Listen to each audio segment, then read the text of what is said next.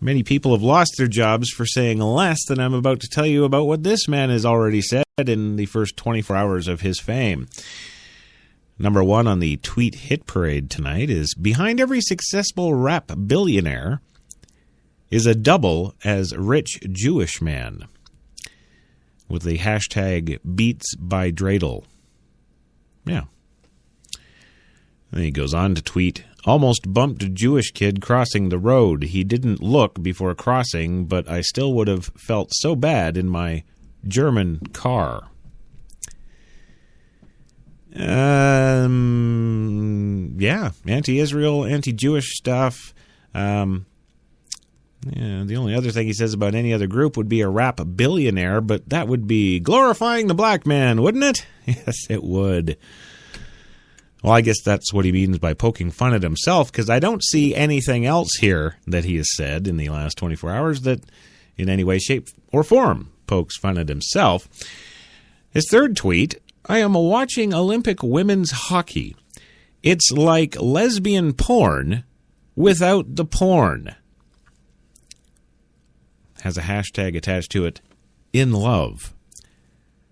Okay, so you love women that have absolutely no interest in you. That must be a joke, right? Yeah, well, that's what I'd kind of think. Okay, well. Now, the Anti-Defamation League, which closely monitors anti-Semitic episodes in the USA, its annual report found 912 such incidents in the USA, was not up in arms, at least not according to its Twitter account. Its most recent tweets today were concerned with the super racist activity in Virginia. And of course, yes, the super racist activity hyped by the media. National Director Abe Foxman issued a statement saying that the ADL wishes Noah's success in urging him to ensure The Daily Show remains funny and irreverent without trafficking in bigoted jokes at the expense of Jews. And yes, Mr. Noah, if you are new to the scene, which I know you are, the Jews are your writers. Just remember that. We need humor, perhaps now more than ever, and we hope that we will build on Jon Stewart's great legacy, Foxman said.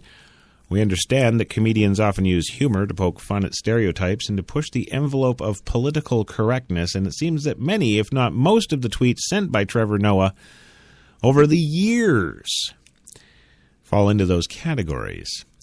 We hope he will not cross the line from legitimate satire into offensiveness with jokes calling up anti-Semitic stereotypes and misogyny, the statement said. Robert Thompson, TV and pop culture expert at Syracuse University, had some sympathy for Noah. 31 years old, but still thinks that the controversy is legitimate because some of his tweets are ugly and sophomoric. They put a cloud over the handsome intellectual image that many who didn't know him saw in him, at least for that first 24 hours, Thompson said. I expect he'll go through the standard apology phase. Unfortunately, or fortunately rather, for Comedy Central, he isn't starting anytime near now. The expectation is that will be forgotten. Unless, of course, there's more stuff that he wishes to continue propagating out there. But Rich Hanley, associate professor and director of graduate journalism at Quinnipiac University, says that he thinks it'll all blow over. It's not that big of a deal because of where he's positioned in the media firmament, says Hanley. Comedy Central has a little more flexibility and latitude in what it can let hosts get away with. For the people who watch Comedy Central, these are not unusual tweets. For more traditional audience and standard type of broadcaster, this wouldn't go. We are talking about the cable channel that has brought us South Park and the recent Justin Bieber roast, just to name a few of its shows. Noah, 31, a biracial comedian who grew up in the fraught racial, ethnic, political culture of South Africa, has performed all over the world, but only 3 times on The Daily Show. He has nearly 9,000 tweets on his Twitter account. Among the first signs that someone is mining Noah's Twitter life came in the Jewish Telegraph Agency, described as a global wire service for news about and for Jews. It highlighted some of his tweets about Israel, suggesting that he might be anti-Israel. Tweets are as follows: South Africans know how to recycle, like Israel knows how to be peaceful. Ha. Also, he says, to reduce my views to a handful of jokes that didn't land is not a true reflection of my character, nor my evolution as a comedian. Yes, because apparently his comedy evolves. So I guess with any kind of evolution, we'll just have to give it one hell of a lot more time. Now, the Daily Caller, a conservative online website skeptical of the liberal tone of The Daily Show, picked up the story, as well as, of course, the New York Times. So there he is. There's the man of the hour, Trevor Noah. Nobody Noah, as far as I'm concerned. I really have to question, has nobody learned from Marky Costello in the world of casting? Please, really? I think she would give this guy a total fail, number one. The reason I say that, of course, is because as any host knows, yes, even some tiny no-name host like yours truly here in this tiny little city of New York, when you are any kind of a personality, when you're a person of the public eye, no matter how big or small, what you say and do does affect people, because of course people, they like you or they hate you, but either way they are aware of who you are and what you do, and they act and follow accordingly.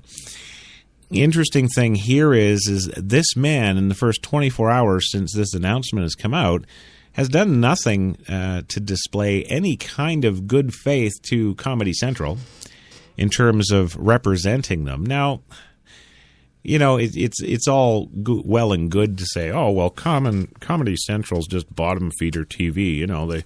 They put on South Park, for God's sake. That's just the people they attract. Well, some facts for you.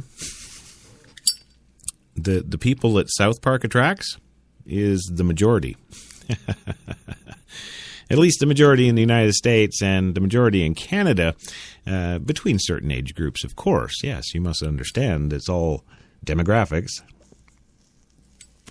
But really, you have to understand those demographics and who those markets cater to spend one hell of a lot of money in the marketplace. And that is fueled by what? Well, the advertising. Right. Either way you slice it, this is 2015. He represents a broadcasting corporation. And in that very rudimentary, basic, elementary statement, you need to you need to represent them properly.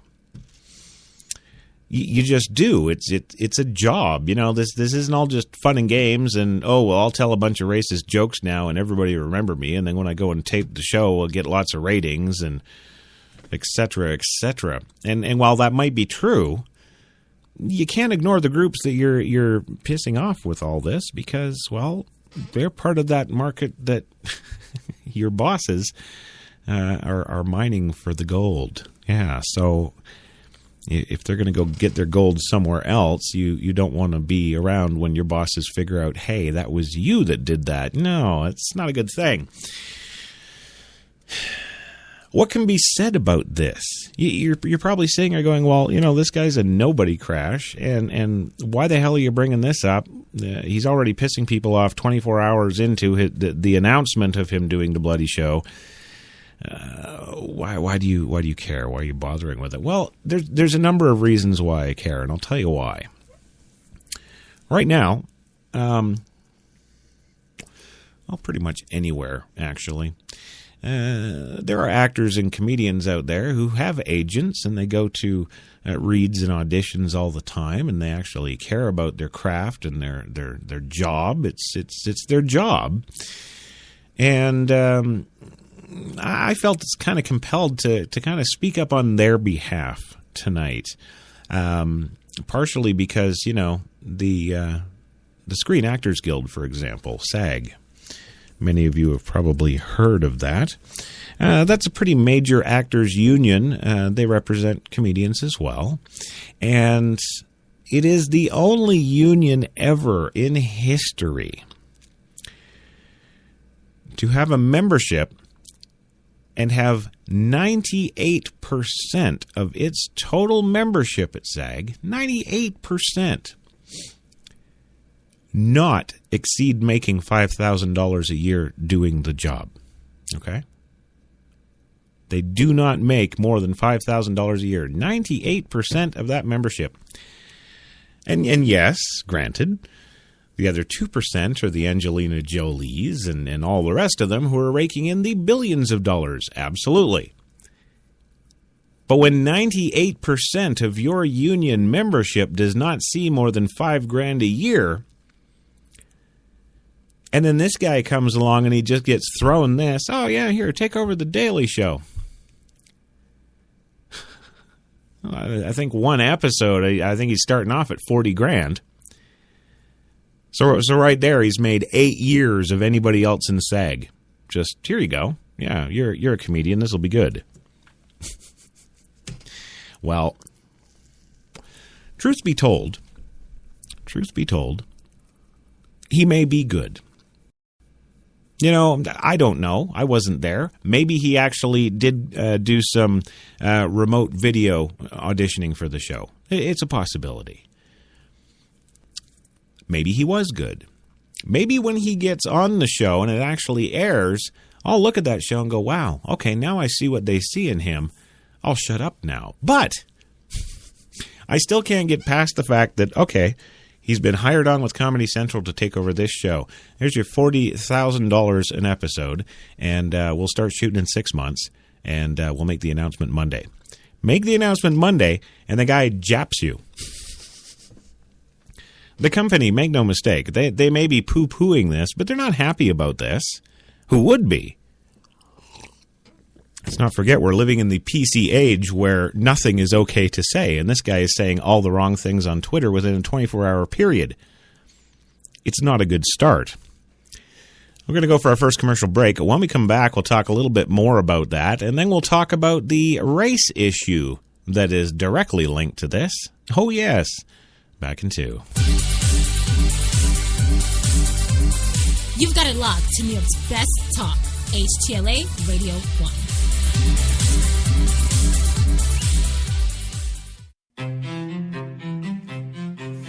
What if there was a coffee that was sourced from some of the world's most renowned growing regions, abundant with rich, fertile soil? What if this coffee was picked at the perfect moment, then packed meticulously and shipped carefully to be roasted under the watchful eye of coffee masters? What if it was expertly blended, ground, and sealed, ensuring maximum flavor and freshness, then brewed in small batches and always served fresh within 20 minutes, just the way you like it? Now, what if this coffee just happened to be the coffee you already know and love? Tim Hortons. Always fresh. Always great tasting coffee.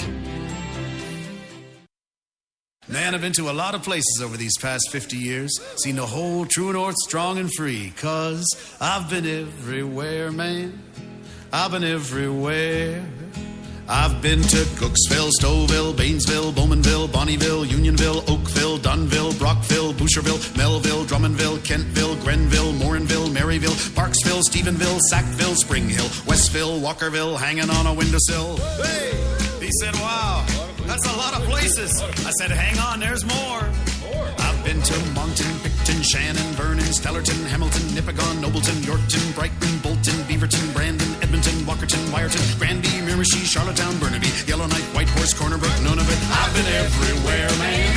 I've been everywhere, man. I crossed the prairies bare, man. I breathed the mountain air. I've traveled, I've done my share, man. I've been everywhere, man. Check it out. Ottawa, Wawa, Ottawa, Chippewa, Moose Jaw, Oshawa.